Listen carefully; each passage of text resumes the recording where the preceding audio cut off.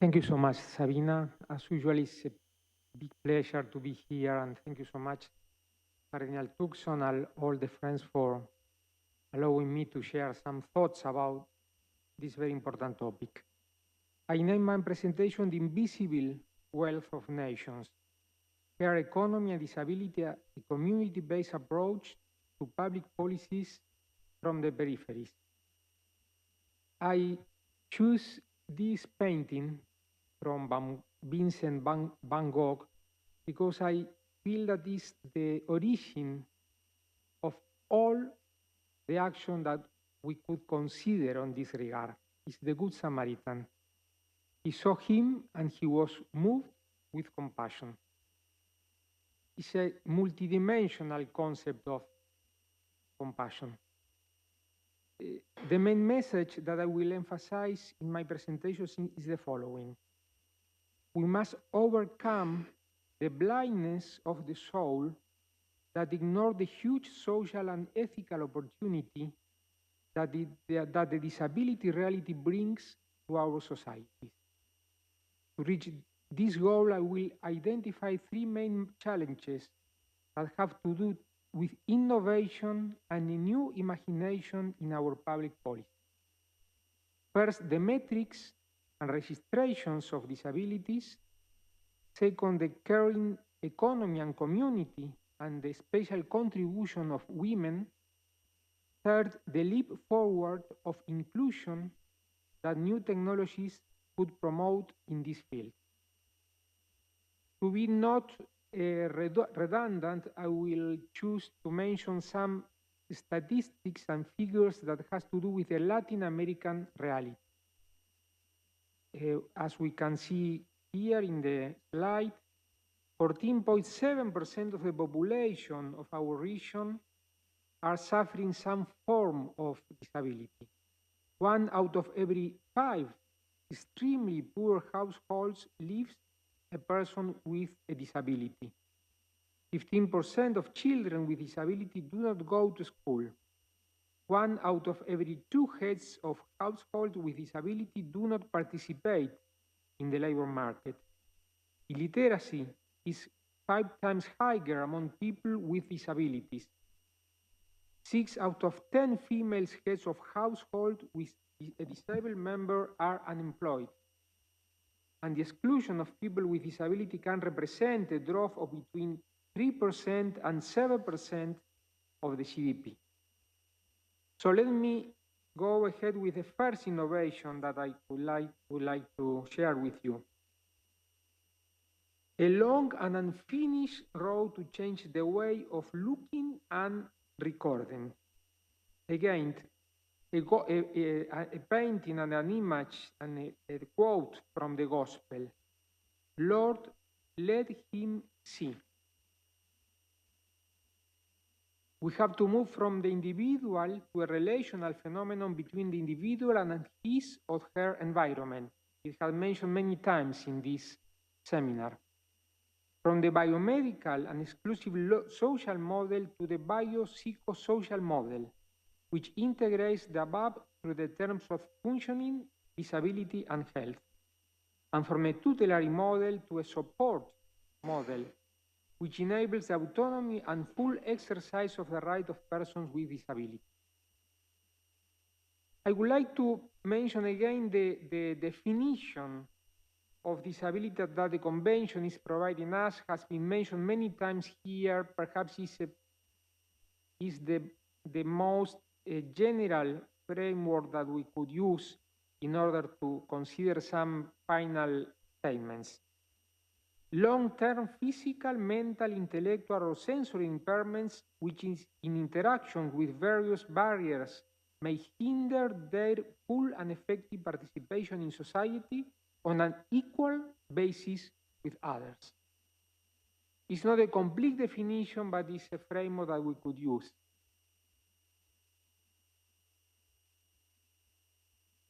The other point is very important, the lack of metrics, the lack of numbers, the figures, and the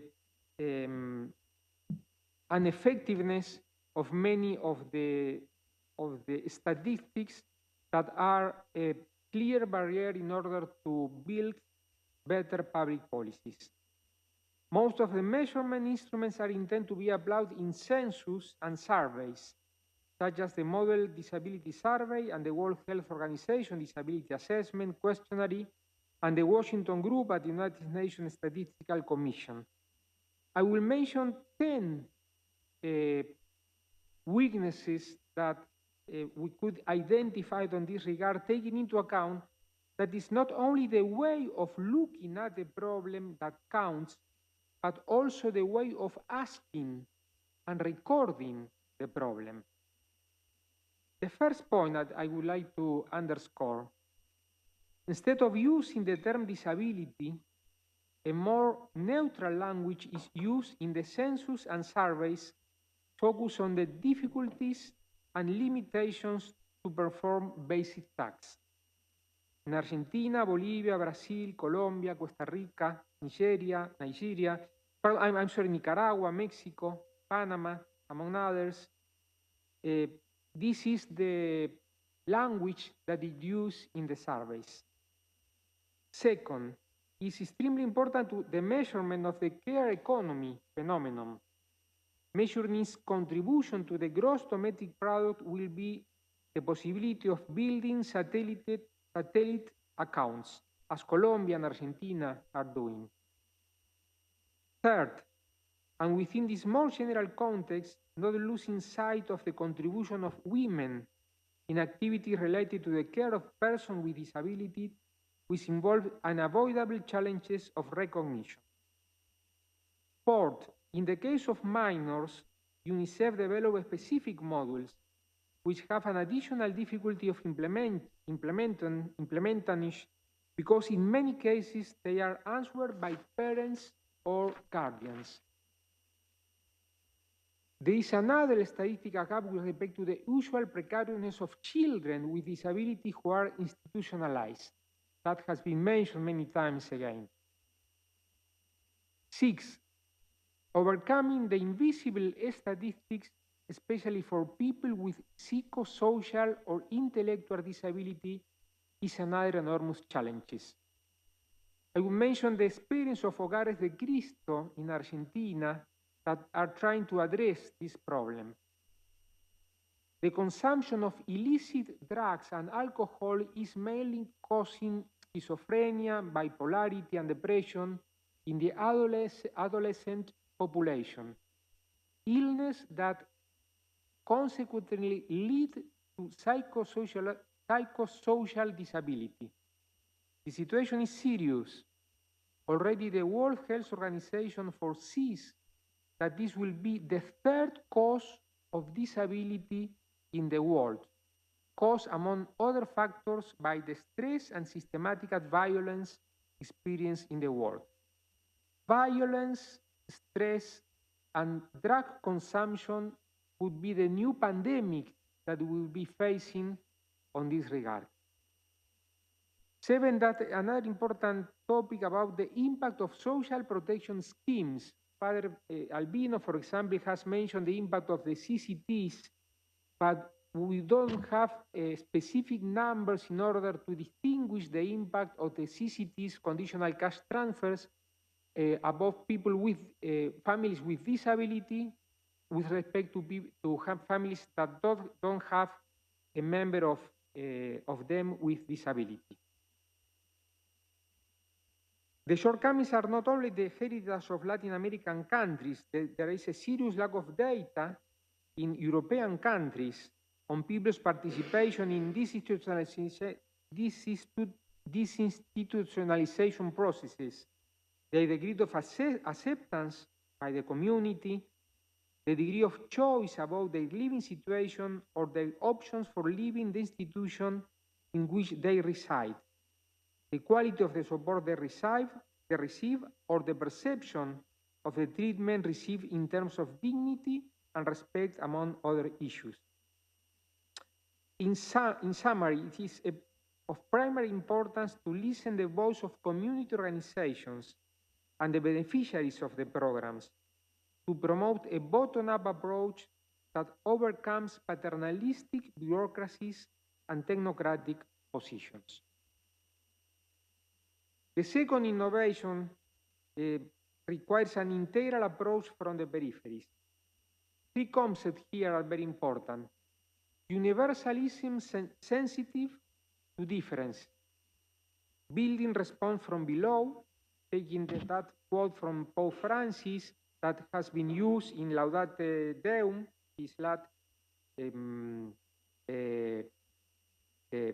letter about the climate change, but we can use this concept of from below, not talking merely about multilateralism, but talking about this topic too. And the new welfare state that is needed. I will mention some figures from Argentina. Argentina is an exact example. Nigeria, I guess that you have been mentioning some very similar aspect that has to do, we have very strong laws, but we have calligraphic revolutions that are mentioned on the paper of the law, but are not accomplished in many reality or many real situations in our society. The calligraphic revolution, 10% coverage in basic health benefits, medicines, equipments, treatments. Non-contributory pension, that is a very controversial topic because the non-contributory pensions has produced many abuses from people who are not disabled and try to break the law through many ways. Family allowance for a disabled child for formal workers and in vulnerable situations. Maternity allowance for the birth of a child with Down syndrome. The right to study in regular schools and to receive the necessary support to learn and participate. The topic of quota, 4% quota of state employment for people with disability. This is not honored in reality. And tax benefits for the private sector to hire people with disability. Free passing transportation and a variety of tax exemptions too. But the reality has to do with this problem, lack of labor inclusion. Look at these figures. More than 87% of people over 14 years of age with a single certificate of disability do not have a job. Only 3 out of 10 companies currently include people with some type of disability in their work areas. And more than 70% of these organizations lack programs and policies that promote the incorporation of people with disabilities. 42% of the hours that families devote to producing care are unpaid. The invisible wealth. Working class neighborhoods have almost twice as many families with care responsibility as neighborhoods with adequate infrastructure. Families residing in poor neighborhoods spend 10 hours more per week on unpaid work than those families residing in neighborhoods with adequate infrastructure. Women in poor neighborhoods with caregiving responsibility spend 11 hours more on unpaid work than women in households without caregiving responsibility, and more than twice as many hours as men spend on this task. But we also have in Argentina the bonus of solidarity, because only 8% of families with young children are headed by mothers raising children without the support of other cohabiting adults. The communitarian cooperation and the fabric of fraternity are usually the visible social net that supplant the absent and invisible public policies. The symphonies of care are numerous. The attacks fail mainly on women. They affect more intensely the poorest segment of the population. They tend to distinguish strongly between the stage of childhood, that is a very important point, the stage of childhood, which usually falls on the family group with clear gender tendencies, as I have mentioned, and the stage of old age, whose care tends to be commercialized, thus impacting more directly on the family economy. Another aspect of the Latin American reality, women, the rural population, indigenous people, and Afro-descendants suffer more serious consequences in the face of disability. In countries as different as Brazil, Costa Rica, Ecuador, Mexico, and Uruguay, people with disability are on average 24% less likely to complete primary education, but 30% less likely if they also belong to an ethno-racial minority. The value of unpaid care work ranges between 16% and 25% of the GDP according to the World Bank statistics. Informality is also very serious. The self-employment is, and the non-compliance with labor quota is another big problem. Disability certificates should be easier to obtain. The informative obstacles are very high. The cash transfers, as I have mentioned, should be part of a more comprehensive assistance. The decent work and rights of caregivers and care for persons is also central as part of the pending agenda. Access to justice, remove the bias, and also a promotion of creative models that carry out personalization and family containment is of high impact. For example, Uruguay has a very interesting example of community care homes are an early childhood care service provided by an authorized caregiver who works in her home or in an authorized community physical space. So the caregivers are not only at the level of family, but also at the level of the community. Finally, the third innovation, an exponential leap in equity to take advantage of these digital and scientific advances.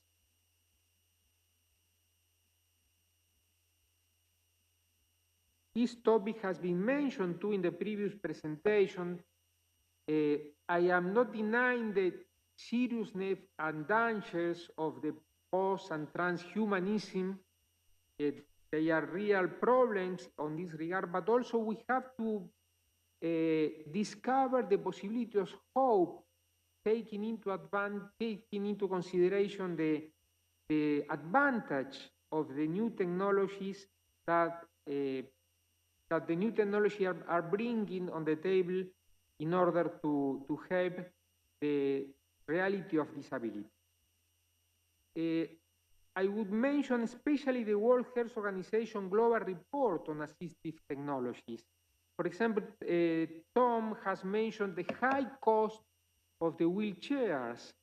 So the disability and the digital improvement of the technology with disability are also part of the industrial policy of our country.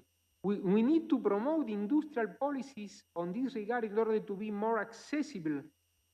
All the manufacturing and the standards and the opportunities to provide more affordable products.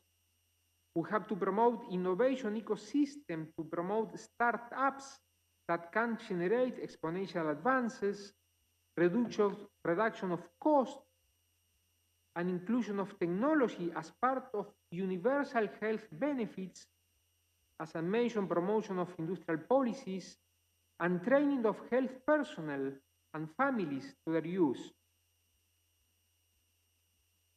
I will mention some opportunities. Telework implies many problems, many trade-offs, but it's also an opportunity. With the correct regulation, it's also an opportunity, providing, of course, the social solidarity that Jutta has mentioned in her previous presentation. But the right to connectivity and to be equipped with the correct instruments is also a new human rights for people with disability. Equipment that improves hearing, vision, and mobility capacity represent an advance in terms of autonomy and independence, which also requires equal access.